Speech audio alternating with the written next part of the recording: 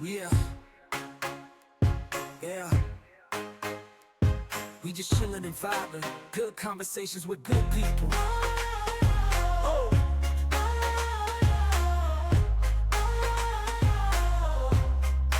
good conversations with good people.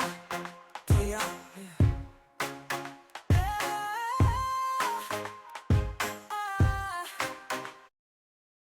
Yo, yo, yo, yo, yo, this your boy Larry, and I'm chilling and vibing with Miss North Carolina, aka Ruby Durham. How you doing, girl? I can't complain. Feeling good, living better. That's what's up. So, Ruby, how is life in Charlotte, man? Is that where you from originally? I'm actually originally from Greenville, South Carolina, but I moved here to work on the news about 6, 7 years ago, and I've been here ever since. That's what's up. So, what made you want to get into music? It was something that I loved to do when I was younger. Me and my mom, we were in all things music, theater, dance, sports, pageants, and she passed away to breast cancer when I was in high school, like right before my senior year. And I kind of just didn't have the confidence to continue to do everything without her pushing me. So I just focused on going to college for track. And then that set me up to major in broadcast journalism when I was in college. Long story short, I'm on the news here in Charlotte and I'm working at this NASCAR race. And I run into this girl who was a current Miss North Carolina at the time, and she basically was like, I don't know who you are, but you got to do this pageant, not even knowing that I had history in pageants. And so I ended up competing in the pageant, won the pageant in 2022. But one of the judges during the interview section of the pageant, he said, "What is something that no one knows about you here in Charlotte?" And I said that I know how to sing. And he just spoke a few encouraging words that basically got me in the studio. I just took a leap of faith, booked studio time, and just start recording. Wrote a few songs and just bet on myself to try again and wake up that person in me that I had honestly been missing for so long. I guess, decided to put it away because I didn't have my confidant. But then all along, it's like that's the thing that really makes me alive. So, Ruby, you just not drop a lot of gems back to back to back to back, back to back. So I got to Mhm. break it down because you talk about track, you talk about music, you talk about working for the news station. I got to break it down. So running track, hey, we got to meet out there on the racetrack. You know what I'm saying? Hey, we got to Go. line it up. Let's go. We can line it up whenever. So like, what you been running back So in the day? so I run now like all the time. Like I'm walking, I'm running. So I still have that athletic spirit in me. Like I love working out. But when I was in college, I ran short sprints. So the 60, 1, 2, and the 4x1. That's what's up. And staying fit nowadays, it's important, especially It's if you so want to put that image out there and keep your health up. Like I try to tell my daughter, man, like, hey, working out, granted it's fun, but it's healthy also. right. Facts. Facts. Got to make it a lifestyle, got to stay fit. I got to get back in the gym myself, because if not you, then who Who? who gonna do Who? it? Right. How did that song come about? Mm. I was in a low period. I ain't even gonna lie to you. I was in a low period. I was down bad a little bit, just a little bit. And I just remember like telling myself, get up, girl, get up, like get up. Don't sit in this, don't sulk in this energy because it's temporary. And so the producer who actually created the beat had sent it to me months prior to me actually writing to it. When I first heard it, I didn't know what to write to it. Like I was like, it was fun. It was very poppy. Like it was like I just felt like it made me want to dance, but at that time I just wasn't in that spirit. And so one day I just woke up when I was like motivating myself to get up. I said, make something that makes you want to win the day. Create a song that gets you up out of a funk and makes you feel excited about owning the day, being productive, and just figuring out a day to create what you want to see, who you want to be. And so I told when I was going to record the song, I told the producer, I said, honestly, I started skipping. Like when I was writing the song, I said I had to start skipping. Like that's how the song makes me feel. Like I feel like so giddy, so like childlike, like having that childlike energy. And so I created it in just a form of me needing to get up off my butt and be productive and win the day because slow feet don't eat. That's facts. I was listening to the song and I was like, I started jigging. I was like, okay. It started to motivate me. Like, hey, I appreciate you.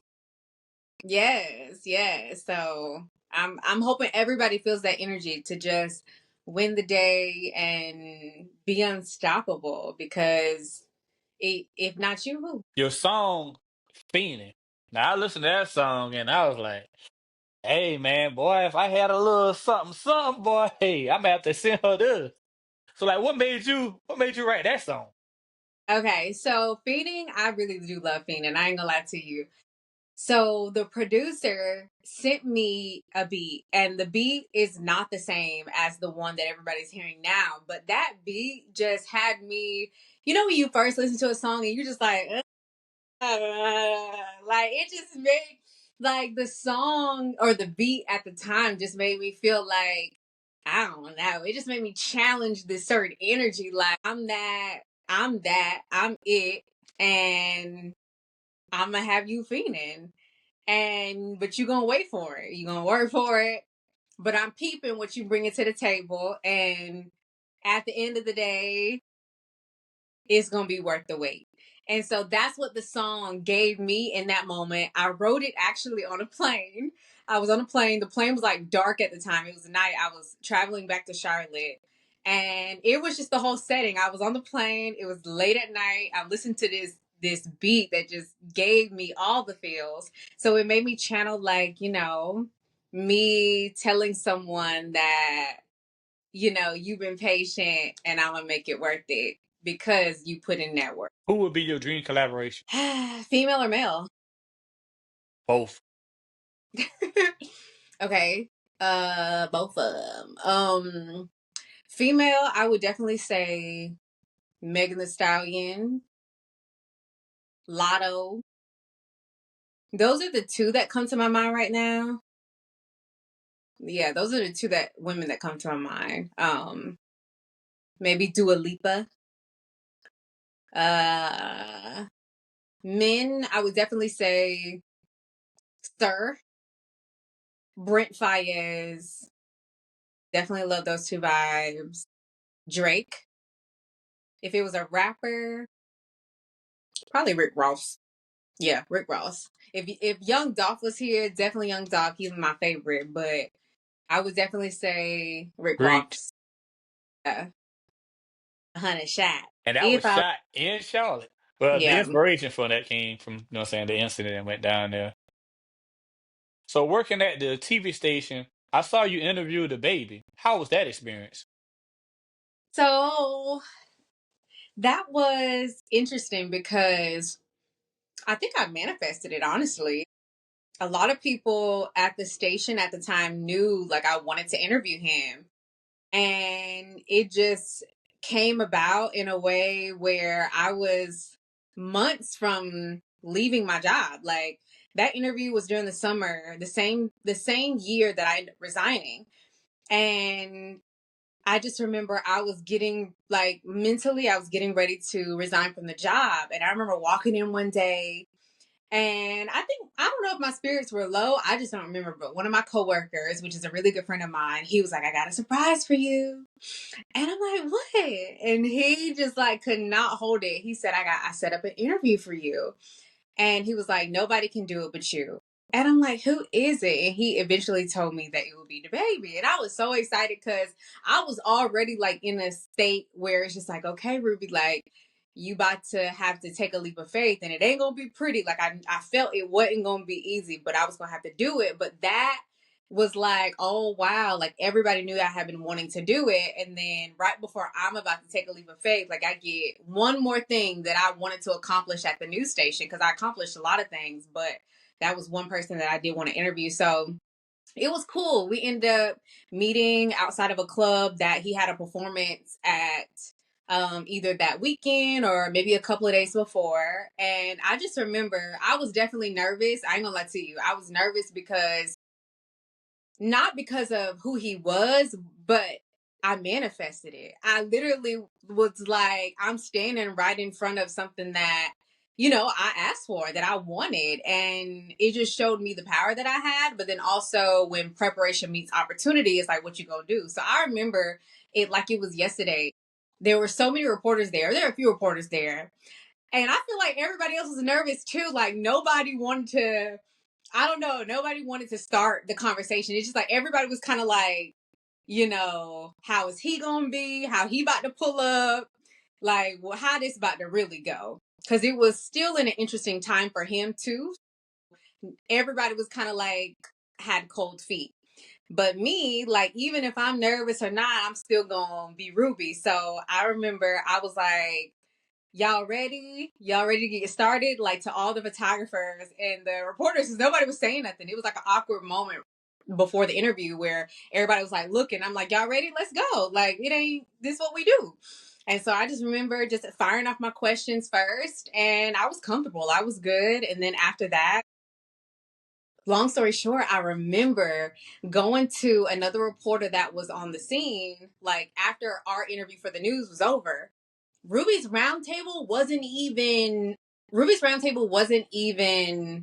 thought about at the time. I had pitched it to my producer, but nobody else knew about it.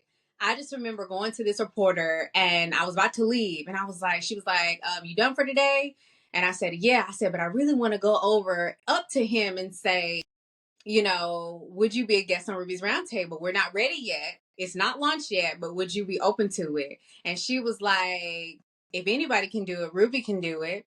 So I marched my little self up to him and I was just like, hey, one day I'm going to have Ruby's Roundtable. I just want to throw it out to you. So when I bring it to you, it's not nothing new. We're not ready right now. But when we are, like, I want to interview you. And so it was just one of those things overall where, again, I manifested something that I wanted, and then thankful that I have coworkers who, speak my names in rooms when it comes to interviews. And I was the one who was sent out there, and then I was able to pitch something and throw something out to him in that moment that I hadn't even launched yet. But I was like, one day I'm gonna have my own thing, and I want you to be a part of it. And so, yeah, it was cool. I think my advice to anybody who is interviewing a celebrity or someone of that stature to, remember, if you are interviewer, journalist, or media person, just treat that person as a regular person and be cool. Like, it's not anything where you have to be scared or, weary of what may happen. Just be cool and shoot your shot. So you had the audacity to quit your news job. What did I your did. boss say, when you went up to him and your boss, hey, I'm about to be my own boss? Well, it was one of those things where I really wanted to transition from the morning shift. And I think because I made an impact on the morning shift, it was like, we need you on that overnight shift. But I've worked that midnight overnight shift all of my career. And it was like, I need to change. Like, this is kind of like killing me. I never had another job outside of the news. And so it kind of started there, like, hey, can I just transition shifts? And because of me being a face on the morning shift, I think that kind of wasn't going to be ideal. And so it came down to me just making a decision for myself and my mental, and just saying, girl, just do what you want to do. And if it makes sense, you'll be back on the news. If it aligns, if God, that's what God wants for you in the end. But in the meantime, like, especially coming off of the pageant, me getting back into that world of the fashion, the glitz, the glam, just the practicing on stage, I wanted to get back into that. And so I said, if it makes sense, I'll come back. If I don't, then I'll use the tools that I learned from the news and apply them to other things that I got going on. But they didn't feel blindsided. I think they were more so like shocked that I was actually going to do it. And then I remember, like, right before I left, at the end of the shift on my last day, one of my bosses said, she was like, "Are you sure you're gonna do this?" And I said, "Yeah." I said, "Yeah, I'm gonna do it." And she just told me good luck. And I walked to my car and I was like, "Okay, here we go." Man, that's a leap of faith, man. And you know what I'm saying? Betting on yourself, Yeah, because ain't nobody gonna go harder than yourself, You know how much you right. want to make, you know what you worth, and you took that chance of doing that. So like after doing that, like the first day afterwards, how did you feel? I felt like the world was mine. Like anything I wanted, I could do it. But on the flip side, I knew it was going to take a different me. I was going to have to really show up for myself and prove it to myself. Um, so that was one of the things. And then in knowing that I was going to have to go through some challenges because it was new and I didn't know exactly what I was doing at the time, but I knew I could get through it. I could take it day by day, take everything that came with it, and I would be a soldier and I could get through it. Who was your first guest? On Ruby's Roundtable, her name is Kiki Ford. So Kiki Ford, she is in the beauty industry and she owns her own business. And I thought of her just because she is someone who I think is very boss like material. She is leading other women to figure out how to become their own entrepreneurs, and she looks good when she's doing it. So I thought she was a good person to start off with. And we knocked it out of the park, and she actually told me that that was her first podcast too, so we were both in it to win it together. And so I'm glad that I can remember that, in that moment I wasn't alone being the first person to do something, and we'll probably always have that memory together. What have you learned so far being a podcaster? Keep it simple.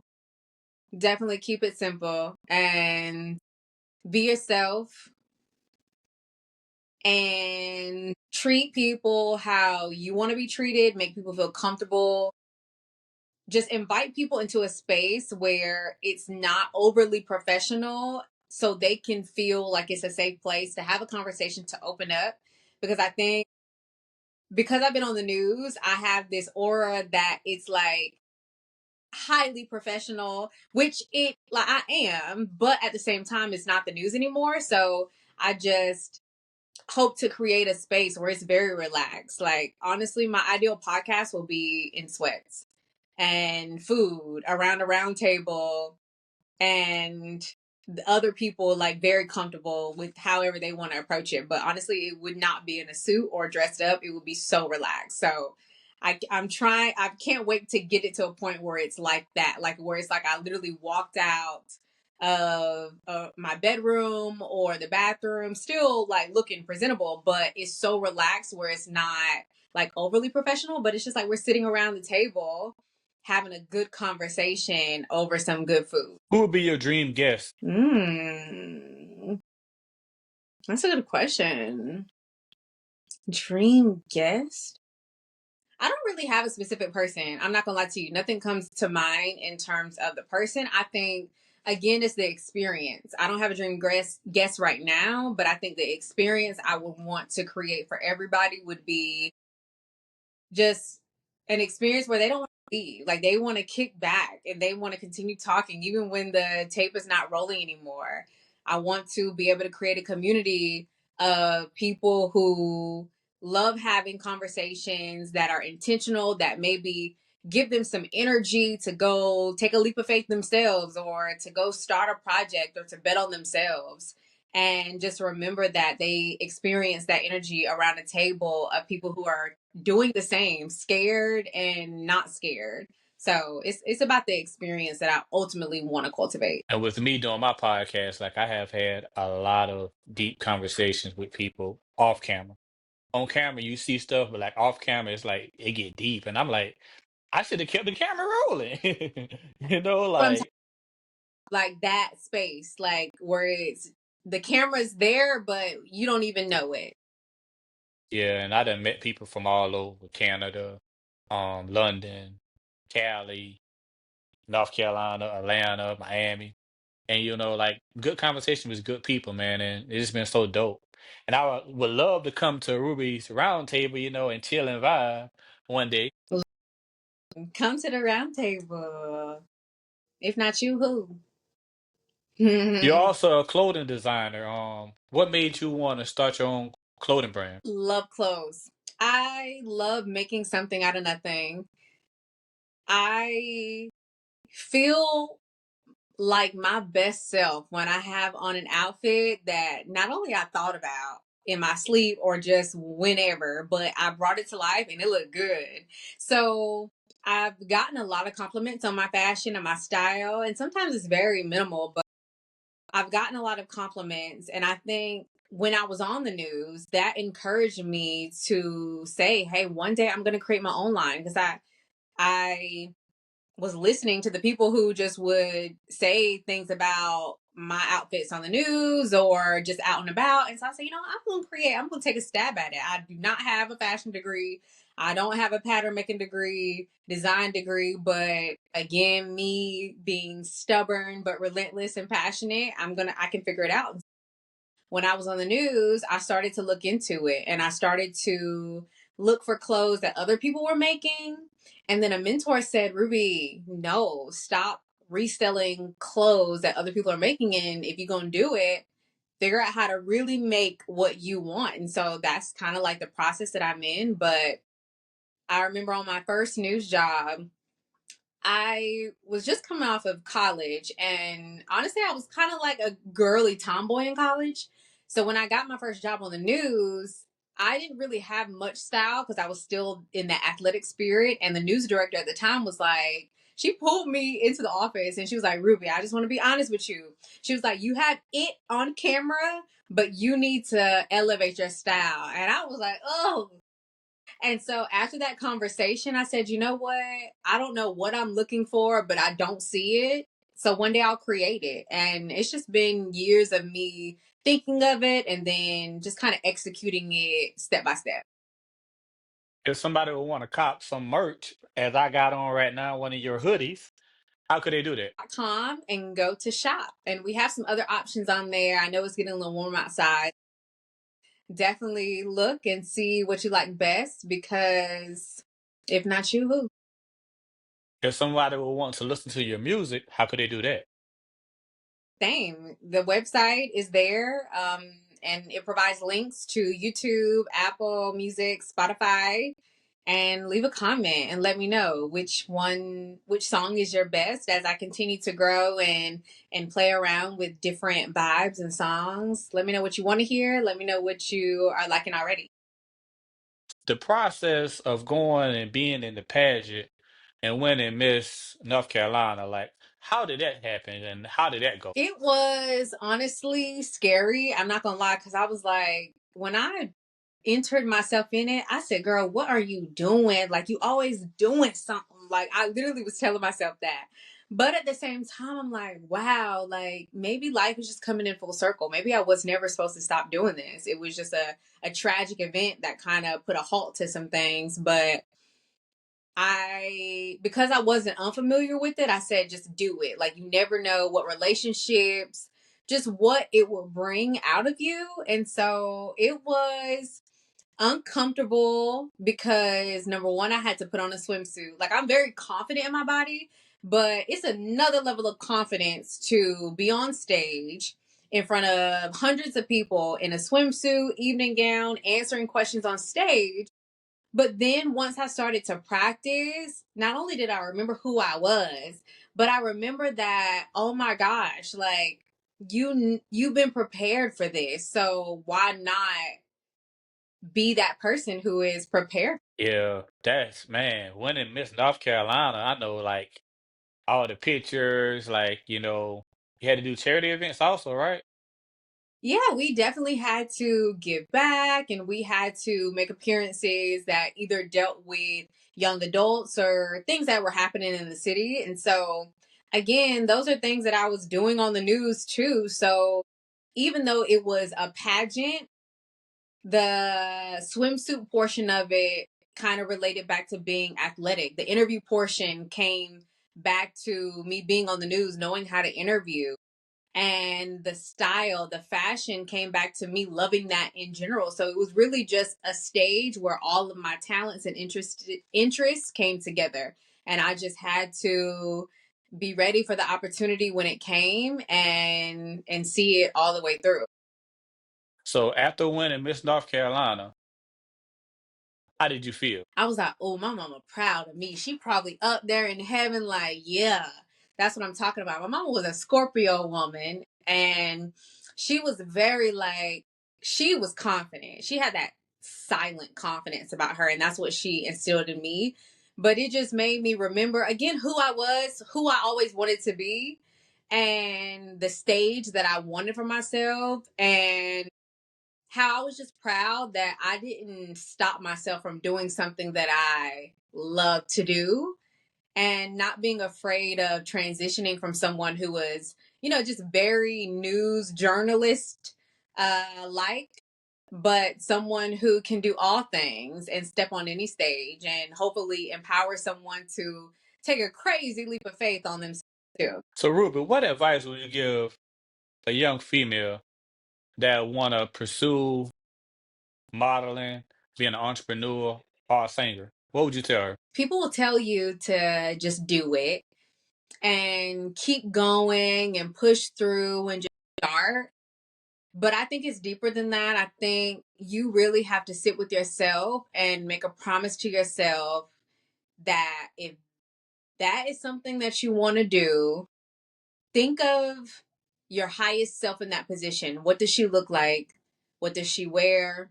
How does she start her day in her day? What does she do in the middle of her day? And kind of reverse engineer it back to who you are today and be that person. Make those steps that that person in your highest self would make, and just go for it relentlessly, and know that there are going to be trials and failures and losses, but that is all preparation for you to be strong in the moments that are really going to count later on. But Ruby, we didn't discuss this also. When do you drop your episode? So Ruby's Roundtable drops every Monday on iHeartMedia, Apple Podcasts, Spotify, and YouTube. Well, Ruby, I appreciate you for coming to Chill and Vibe. But before we go, let everybody know what we doing. Hey, we are chilling and vibing right now. We got Larry with his If Not You Who hoodie on. Thank you so much for supporting.